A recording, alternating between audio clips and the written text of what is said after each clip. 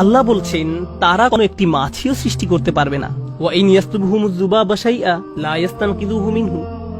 আর যদি মাছি তাদের কাছ থেকে কিছু ছিনিয়ে নেয় তারা তার থেকে সেটা উদ্ধারও করতে পারে না। মনে করুন আপনি কোনো খাবার খাচ্ছেন, এমন সময় একটা মাছি এসে আপনার খাবারের উপর 1 সেকেন্ডের জন্য বসলো, আপনি তখন হাত নেড়ে মাছিটিকে তাড়িয়ে দিলেন। আল্লাহ বলছেন যদি কোনো মাছি এসে তাদের খাদ্যের উপর বসে এবং তাদের কাছ থেকে খাদ্যের কিছু অংশ ছিনিয়ে নিয়ে যায়, গোটা মানব জাতি একত্রিত হলেও তার থেকে তা উদ্ধার করতে পারবে না। এই কথাই তিনি বলছেন, লা ইয়াস্তানকিযু মিনহু, তারা এটা পুনরুদ্ধার করতে পারবে না।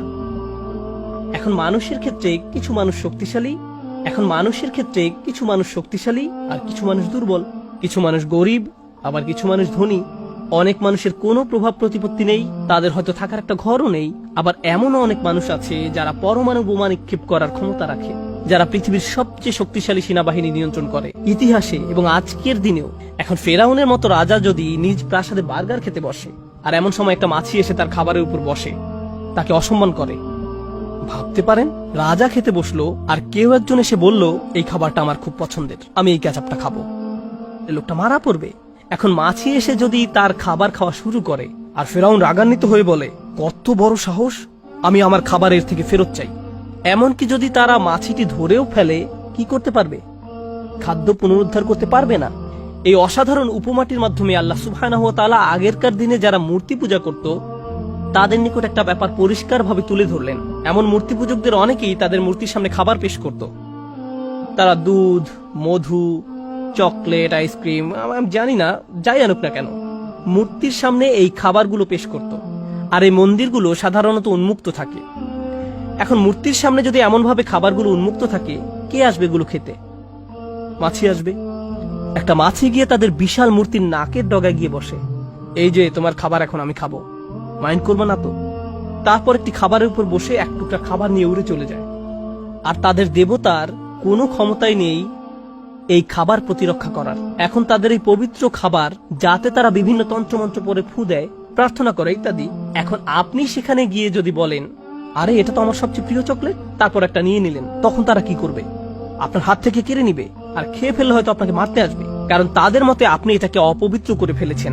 অথচ তাদের ধর্ম প্রতি মুহূর্তে অপমানিত হচ্ছে কার দ্বারা? আল্লাহ বলছেন এই মাছি তোমাদেরকে শেখাচ্ছে এই দেবতাগুলো শক্তিহীন, মাছি তোমাদেরকে এটি শিক্ষা দিচ্ছে।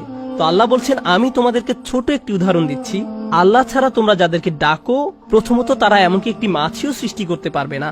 আর যদি মাছি তাদের খাবারের কিছু অংশ কেড়ে নিয়ে যায়, কিভাবে তারা এই খাবার উদ্ধার করবে? মজার ব্যাপার হলো আমি এই আয়াতটার কারণে মাছি সম্পর্কে আগ্রহী হয়ে উঠেছিলাম। কিভাবে মাছি খাবার খায় আমি সেটা জানতাম না।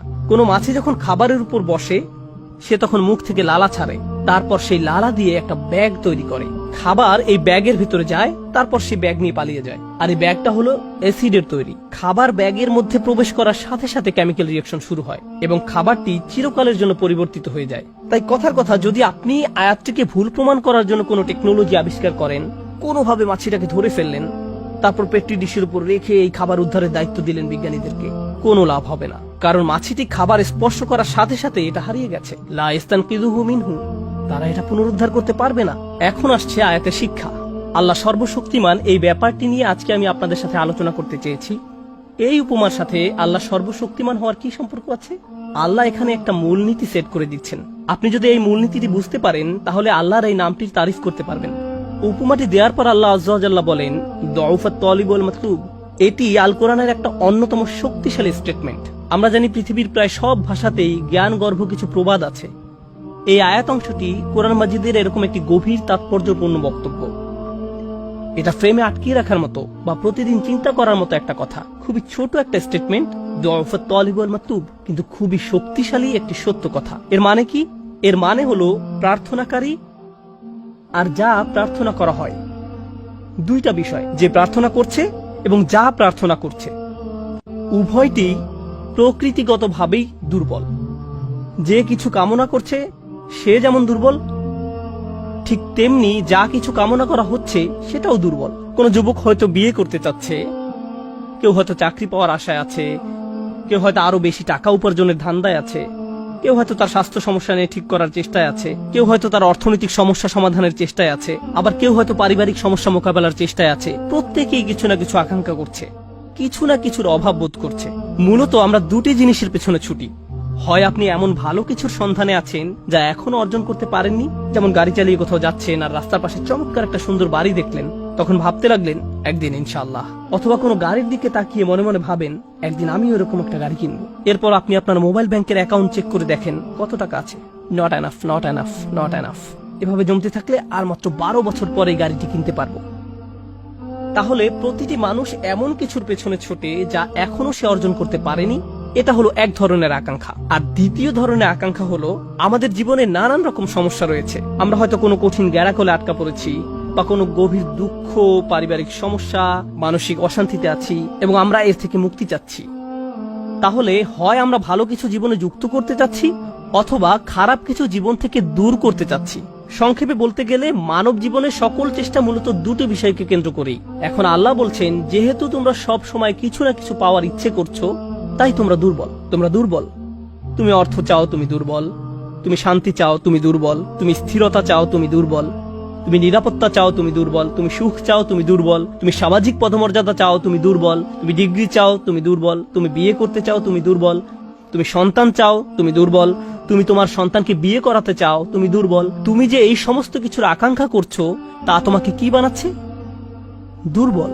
আর যে জিনিসগুলো তুমি কামনা করছো তাও দুর্বল। আচ্ছা, আমি বুঝলাম আমার যেহেতু এগুলো নেই তাই আমি দুর্বল, কিন্তু আমি যে জিনিসগুলো কামনা করছি সেগুলো কিভাবে দুর্বল? আচ্ছা, আপনাদেরকে একটা উদাহরণ দিচ্ছি। অনেক অনেক আগে আমি একবার অ্যাবনর্মাল সাইকোলজির একটা ক্লাসে উপস্থিত ছিলাম। তো আমাদের প্রফেসর এক যুবকের উদাহরণ দিলেন। ঘটনাটি ঘটেছিল 70-এর দশকের শেষ দিকে। সে সময় যুবকটি নিউ ইয়র্ক ইউনিভার্সিটিতে ক্লিনিক্যাল সাইকোলজির উপর পিএইচডি করছিল। তখনকার সময় ইমেইল, হার্ড ড্রাইভ এগুলো ছিল না। ছেলেটি তার 455 পৃষ্ঠার থিসিস টাইপ করে ডিপার্টমেন্টে জমা দিল। আর এই থিসিস তৈরি করতে তার 5 বছর সময় ব্যয় করতে হয়েছিল। এটার দ্বিতীয় কোনো কপিও ছিল না। সে অরিজিনাল কপি ডিপার্টমেন্টে জমা দিল, কিন্তু ডিপার্টমেন্ট তার থিসিসটি হারিয়ে ফেলল। 5 বছরের পরিশ্রম বৃথা গেল। 90-এর দশকের মাঝামাঝি সময় পর্যন্ত তাকে দেখা যেত। সে তখন বুড়ো হয়ে গিয়েছিল। সে ইউনিভার্সিটির ক্যাম্পাসে ঘুরে ঘুরে সবাইকে বলতো, এখানে পড়তে যেও না, তারা তোমার কাজ চুরি করে ফেলবে, তারা তোমার জীবন ধ্বংস করে ফেলবে। এখানে শিখতে যেও না, এরা একদল প্রতারক। আর কাউকে কোনো কাগজ জমা দিতে দেখলে বলতো, তাদেরকে এটা দিও না, তারা এটা হারিয়ে ফেলবে। তাকে কয়েক সপ্তাহ পর পর মানসিক হাসপাতালে নিয়ে যাওয়া হতো। তারপর ছেড়ে দিলে সে আবার ইউনিভার্সিটির ক্যাম্পাসে ফিরে আসতো। আমরা যখন ক্লাসে এটা নিয়ে আলোচনা করছিলাম, আমি ভাবলাম, সুবহানাল্লাহ, দাউফাত তালিব ওয়াল মাতলুব। সে বছরগুলোতে এই মানুষটির মাথায় সবচেয়ে বড় জিনিস কি ছিল? তার ডিগ্রি। আমি এর জন্যই কাজ করছি, এটাই আমার সব। আমি যখন ডিগ্রি পাবো আমি সফল হব, আমার নামের সাথে এই লেবেল লাগানো হবে। অবশেষে আমি আমার পরিশ্রমের ফল পেতে যাচ্ছি। এত বছরের কঠিন পরিশ্রম এখন এসে অর্থপূর্ণ হবে। সে এই একটি জিনিসের প্রতি খুবই দুর্বল ছিল। অন্য কোনো কিছুর কোনো দাম নেই। আর যখন এই জিনিসটি হারিয়ে গেল, কারণ যে জিনিসটির তুমি আকাঙ্ক্ষা করছো সেটি শক্তিশালী কোনো জিনিস নয়, এটি হারিয়ে গেছে। আর যখন এটি হারিয়ে গেল, তুমি ভেঙে পড়লে। তাই আল্লাহ আমাদের একটি ব্যাপার শিক্ষা দিচ্ছেন, আমরা যেসব জিনিসের পেছনে ছুটে বেড়াই সেগুলো আসলে দুর্বল। আমরা ভাবি এগুলো কোনোভাবে আমাদের শক্তিশালী করে তুলবে, আমাদের এক ধরনের স্বীকৃতি দেবে, বা আমাদেরকে আরো বেশি নিরাপদ করে তুলবে। আমরা যদি আরো টাকা কামাতে পারি তাহলে আরো বেশি সুখী হব। যদি এই সমস্যাটা কেটে যায় তাহলে সবকিছু নিখুঁত হয়ে যাবে। ইস, আমার যদি একটা বাড়ি থাকতো। আমরা বহুদিন ধরে এই অ্যাপার্টমেন্টে বাস করছি, প্রতি মাসে কত টাকা ভাড়া দিচ্ছি।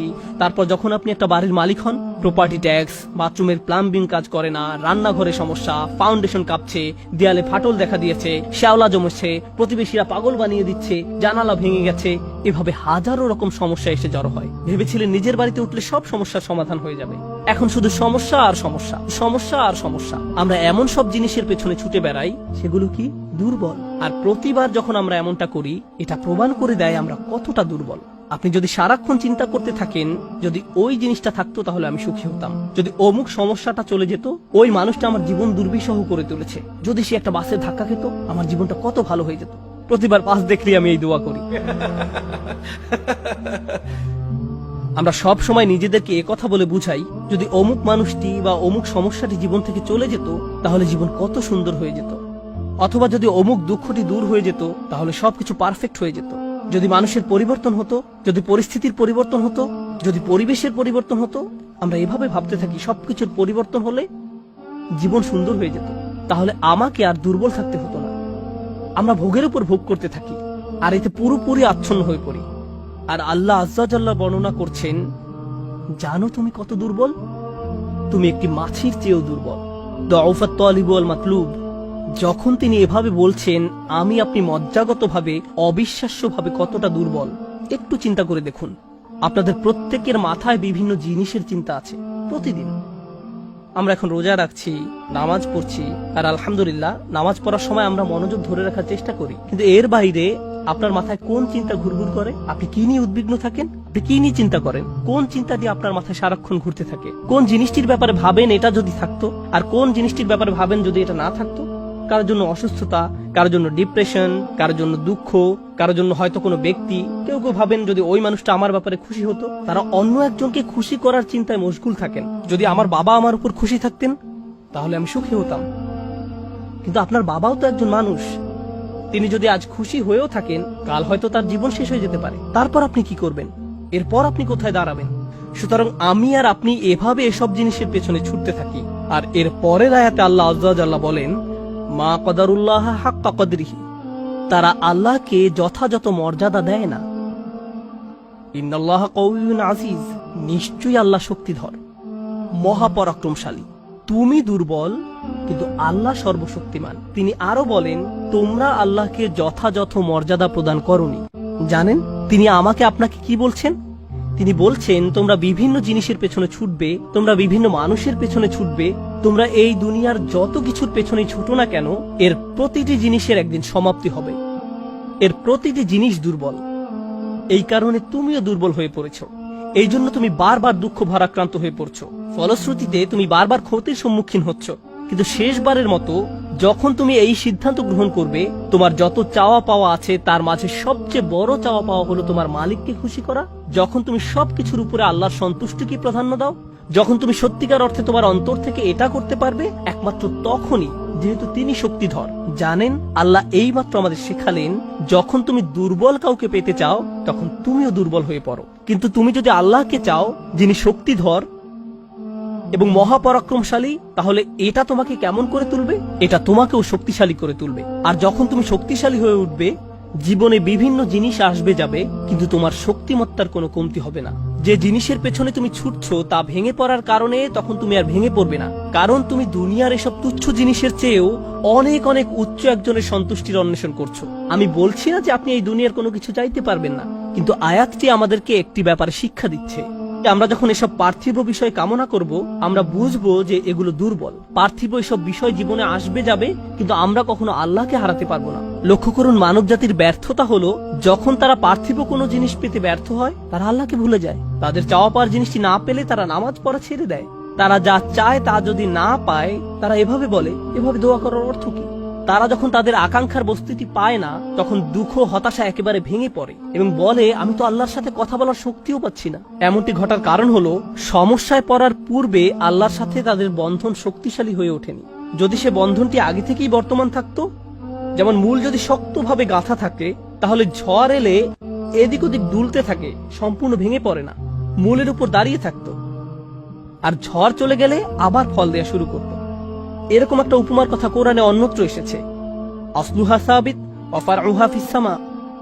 লা ইলাহা ইল্লাল্লাহ হলো এমন একটা বৃক্ষের মতো, যার শেকড় মাটিতে এবং শাখা আকাশে উত্থিত। এটাই ঈমানের শক্তি। এই আধ্যাত্মিক শক্তির ধারণাটি আরো পরিষ্কার করার জন্য আমি আপনাদের নিকট একটা উদাহরণ পেশ করব। শক্তিকে আমরা বিভিন্ন জিনিসের সাথে সংযুক্ত করি। আমি বহু বছর আগে একটা ঘটনা নিয়ে কথা বলছিলাম, কিন্তু এখন এটি আমাকে অনুপ্রাণিত করে। যুক্তরাষ্ট্রের নিউ অরলিন্স অঙ্গরাজ্যের একটা পরিবারের একটা ঘটনা। পরিবারটা ছিল অনেক ধনী, তাদের গাড়ি ডিলারশিপের ব্যবসা ছিল, তাদের দোকান ছিল একেবারে সমুদ্র সৈকতের পাশে। তারা দামি দামি গাড়ি আমদানি করত এবং বিক্রি করত। এরপর হ্যারিকেন ক্যাটরিনা আঘাত হানল। ক্যাটরিনা এসেছিল বিশাল জলোচ্ছ্বাস নিয়ে এবং এর ফলে তাদের কেনার সকল গাড়ি ভেসে গেল। একমাত্র লেক্সাস এলএস মডেলের একটা গাড়ি বর্তমান ছিল এবং পরিবারটা এই গাড়িতে করেই হ্যারিকেন আক্রান্ত এলাকা থেকে পালিয়েছিল।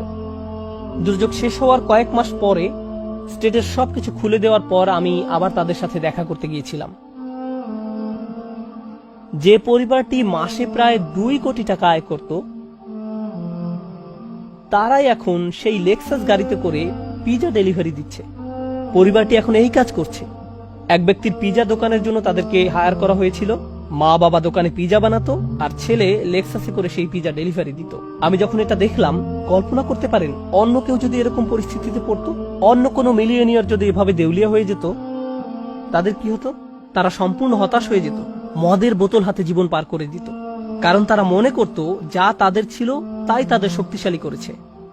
এখন যেহেতু এই সম্পদ হারিয়ে গেছে, আমার পক্ষে আর এই পরিস্থিতি মোকাবেলা করা সম্ভব নয়, এই ধরনের ক্ষতি সহ্য করা সম্ভব নয়। কিন্তু এই পরিবারের ক্ষেত্রে যখন আমি তাদের সাথে দেখা করলাম, সবাই খুবই শান্ত, নির্বিঘ্ন। বাবার অনেক বয়স হয়েছিল। এই রকম বয়সে এমন ক্ষতির সম্মুখীন হলে মানুষ হার্ট অ্যাটাক করে, উচ্চ রক্তচাপে ভোগে, কিন্তু এই মানুষটা সম্পূর্ণ শান্ত। তো আমি তাকে জিজ্ঞেস করলাম, কিভাবে এটা সম্ভব? আমি এমনকি আমার প্রশ্ন করাও শেষ করতে পারিনি। আমি শুধু বললাম, কিভাবে? তিনি হেসে উঠলেন। তিনি বললেন, যখন ব্যবসা ভালো ছিল আমি সারাক্ষণ ফোনে ব্যস্ত থাকতাম। শিপমেন্ট এসে পৌঁছেছে কিনা, পেমেন্ট দিতে দেরি হচ্ছে কিনা, কার কি ডেলিভারি দেওয়া প্রয়োজন, কাস্টমার খুশি কিনা, ট্যাক্সের হিসাব ঠিক আছে কিনা, কর্মচারীদের সমস্যা, অমুক সমস্যা, তমুক সমস্যা, এসব কারণে আমি কোনো মতে জুমার নামাজে উপস্থিত হতে পারতাম কোনো রকমে। কিন্তু এখনো তো টেবিলে খাবার আছে, এখনো তো আমাদের মাথার উপর ছাদ আছে, আর এখন আমি নিশ্চিন্তে মসজিদে গিয়ে নামাজ আদায় করতে পারি।